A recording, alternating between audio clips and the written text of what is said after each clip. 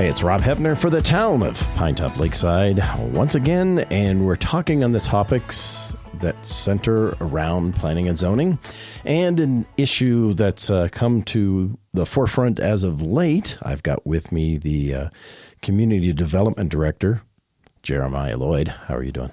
Hello, I'm good. So we're going to talk today about actually Resolution 22-1634, which was the an amended 2015, an amendment to the 2015 General Plan land use element. Correct. We had talked previously about what a land use map was. This was an amendment to alter that, to change it to come more in compliance with state law, right? Right. There was two statutes that we were in violation of, the extraterritorial jurisdiction, and then the one that distinctly outlines that we have to attach densities to the different land use types that we associate with the land use element. Okay. So a group had come forward and issued a referendum that I think based upon misunderstanding of what it actually means. So that's why we've been going through some of the definitions of what a land use map is, what the general plan is, what was followed, all of those kind of things. We've heard other statements about, some of the misunderstandings that were going on. Let's talk about that general land use map that is per this resolution, and what changed from the old one to this one to correct those problems. Yeah, so we had a total of 9 public meetings open to the public, and this was considered a major amendment, which was part of the definition or how we defined what a major amendment was in the 2015 adopted general plan, which says anything over the threshold of 50 acres becomes a major amendment.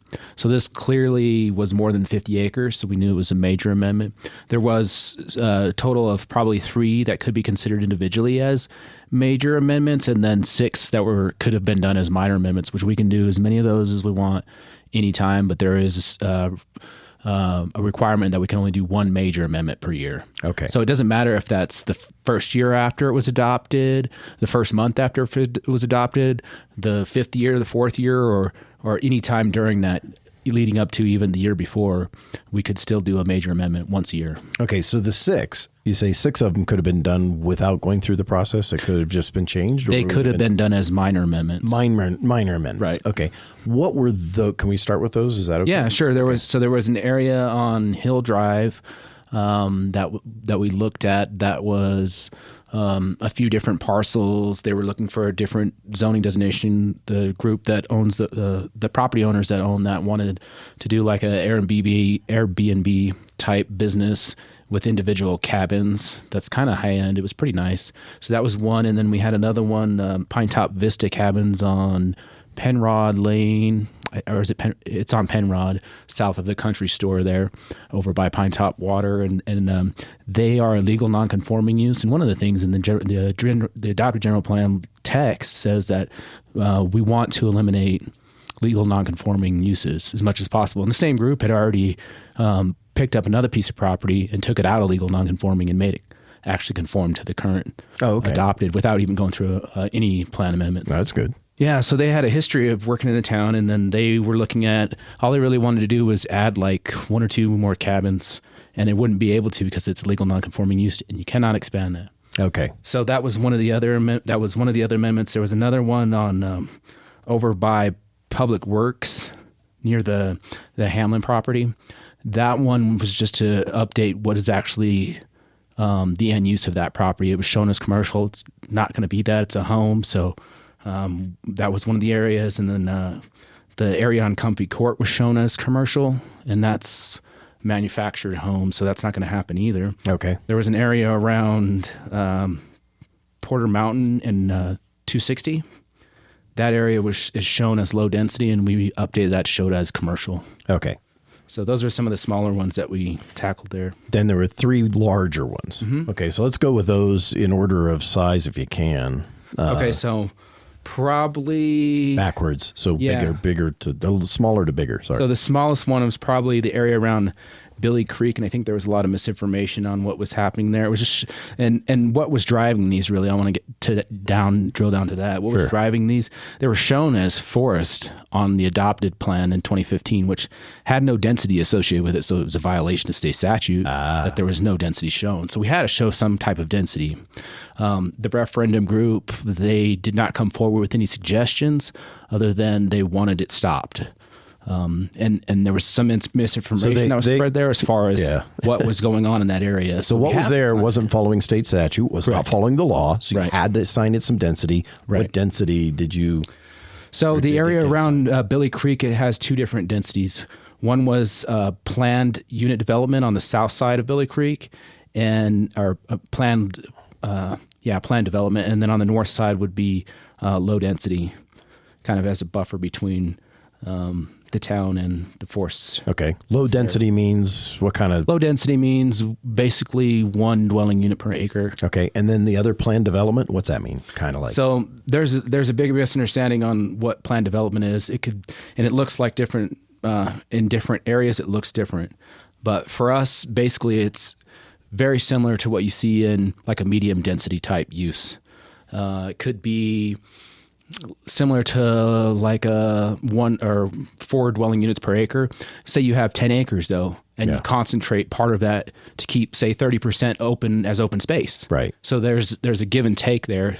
Overall, you still have the same open space as you would on R4. It just is more dense in one area and more open in another area than in traditional. So by saying median density, what does that do to the zoning of that area? So it opens up the door to different types of zoning, like R14, for example, would be one of the primary things, or where you could have quarter acre lots, one dwelling per quarter acre. But does it zone it, or does it just simply say, so it still has to go through a zoning process? That is correct. So that is one of the big misunderstandings, is the distinction between the land use element and actual zoning, which are two different animals. They're not. So this is sort of like step 1. Right. You still have to go through step 2, 3, or 4. So yeah, in all actuality, it doesn't change anything.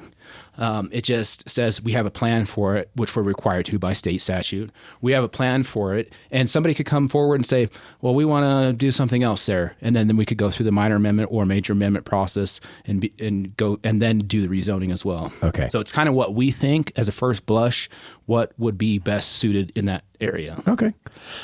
The final one, the third, the biggest. Right. So that was just... Oh, no, that was one. That was Billy one. Creek. Sorry, yeah. that was one. And then we have the land exchange property over by the Rim Trail. That was the second largest. Okay. And that one has a long storied history. I'm sure a lot of the people are aware of that property. And there's going to be, just so you know, if you haven't heard it yet, or I'm not sure where we staged this out, but Brett Coate is going to come in to speak about that. The Forest Service is going to come in to speak. So you're going to have all of these episodes you're going to be able to listen to get more understanding on that area. What did you end up doing there? Right. So we ended up showing that as planned unit development. We base that on adjacent uses. There's an adjacently planned unit development right across the street, Mountain Gate. Some of that up front was shown as commercial along 260, similar to everywhere else in town. So it wasn't that far of a stretch, really. Okay. And once again, doesn't make it zoned that way. It does not.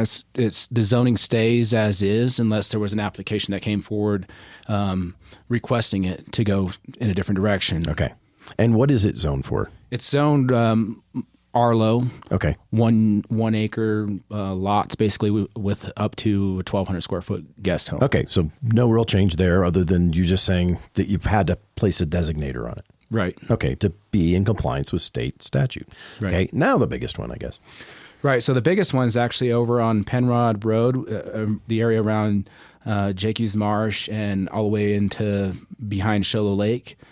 And that whole area was also shown as forest. And most of it is still in the forest. There are some privately held quadrants in there. But yeah, so it was the same situation. It was shown as forest, had no density associated with it. So in this area, we looked at, well, what would be what do we think would be the best use? This doesn't mean that it is. It just means what we thought at the time, what the commission went back and forth with, and what we came up with was commercial along Penrod, kind of just like 260. Okay. And medium density to the north of it, and PUD to the south, and some what did we end up calling it? It was like a commercial community, or it was a type of commercial basically similar to commercial recreational, community commercial. So give me an explanation of what that would be, or give me an idea of what would that end up being? What would they build there?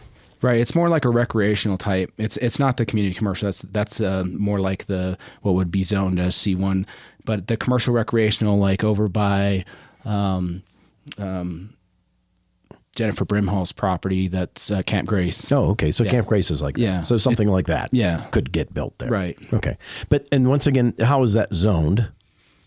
Or has it been zoned yet? Or is this just... None of that is zoned because the Forest Service doesn't recognize zoning. Okay. Oh, so this isn't even... Is this where we were sort of saying... Okay. Right. None of it's zoned. None of it would be zoned unless it went through a land transfer, which takes a lot of time. So okay. So it's really just a plan. We have to designate it as something. Right. It could change, Okay. To get zoned, if it's going to get zoned, what do you have to do to zone it? Is that another major... Well, number one, it would have to come out of the Forest Service. Okay. And so that would be a long, long process, 10 to 20 years potentially. Yep. Just throwing that number out there as a guesstimate. But so first of all, and we couldn't give it any zoning if it's shown as forest because it has no density associated with it. So nothing could go there except open space. But it's not shown as open space, so that was the flaw in the land use element that we were trying to rectify. Okay. Anything else people need to understand about the changes and what 22-16-34 did exactly? Right. So basically, in a nutshell, we looked at areas that were outside of the purview of the state statute. For instance, the extraterritorial jurisdiction, which I didn't really touch on that subject, but we did prior. That was one of the key things I saw. Is it was brought in from the older regional plan that we did in tandem with the county. Even though we did not have an IGA for extraterritorial jurisdiction, and some of that was just a relic, so we wanted to clean up the areas outside of town that were shown on our general plan. And those just got removed, right? They got deleted, yeah. Okay. We're not showing it as being planned because we don't want to look like we're practicing extraterritorial jurisdiction without authority to. Yeah, and we have an episode on that too, so you can listen to that as well. Right, so that was one of the things, and the other thing was the density was missing for forest, and so we had to correct these issues. Because there are statutory violations. Okay. So regardless, we're going to have to go to, depending, we're going to explain how that vote goes and what a yes or a no means and all of that kind of thing. Regardless, if it gets held and this stays, then it's as it is. But if it gets rejected, we still have to go back and redo it, right? That is correct. So there would be the general plan's coming up for renewal, which would have to go through the whole process again. And we would probably most likely come up with something completely different than what played out last time. And so one of the things, still would just be a guess and wouldn't actually affect your zoning at all. It's true. It would be the same thing. It's just a plan. It doesn't change anything other than it's a statutory requirement that we have plans, that we have long range plans, land use element plans that dictate the densities for different elements. Okay. Anything else? That's it. Once again, that's the Community Development Director, Jeremiah Lyod, and I'm Rob Hefner. This is the Town of Pinetop-Lakeside Talk of the Town. Remember, right here, you can get information from the source.